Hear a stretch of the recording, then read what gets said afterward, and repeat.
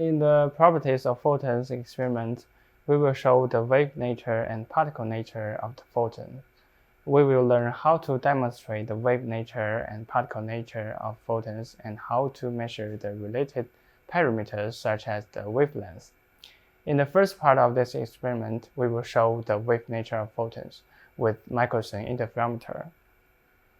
The photon can be divided into two parts of wave and then interfere with itself, which is a typical behavior of wave.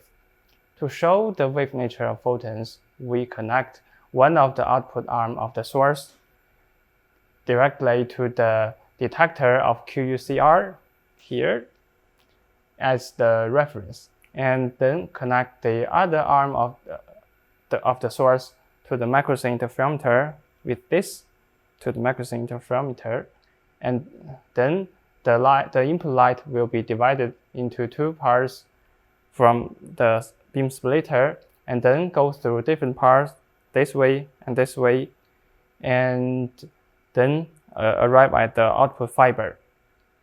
We can change the length of one path with a glass wedge here, and then to make a phase difference of the two ways. So we can observe the interference of photon with itself. In the QUCR view, we can set the size and the start and end position of the motor here.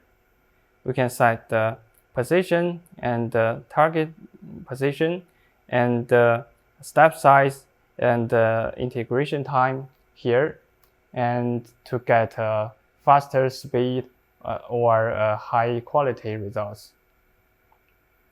So let me show this, and we can just start it.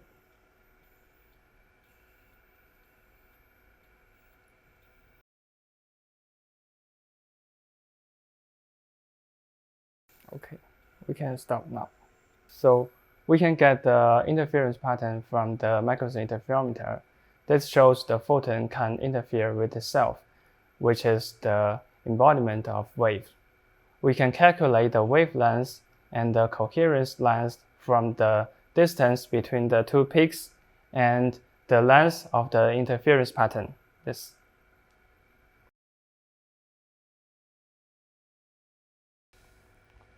Okay.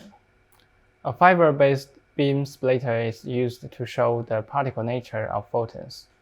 When the photon goes through the beam splitter, we can only get one signal from the two fiber output ports, which means the photon cannot be split into two parts like a particle. To show the particle nature of photons, we include an additional single photon detector here and a fiber-based beam splitter here to the setup. This is the HBT setup. And we connect one of the output arms of the source here directly to the detector here. This is the channel 0 as a reference, and then connect the other output arm of the source to the beam splitter here.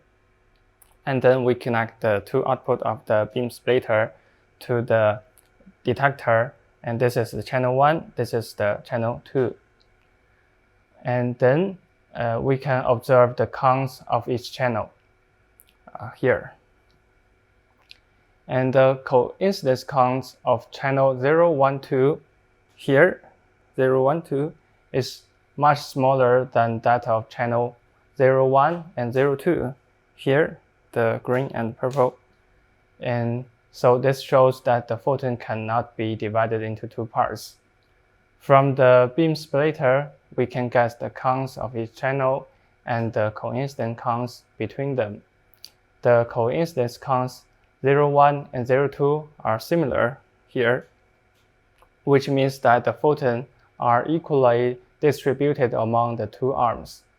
The coincidence count 0, 1, 2 is much smaller than 0, 1 and 0, 2, which shows the photons randomly enter one output arm when passing through the beam splitter, instead of being divided into two parts.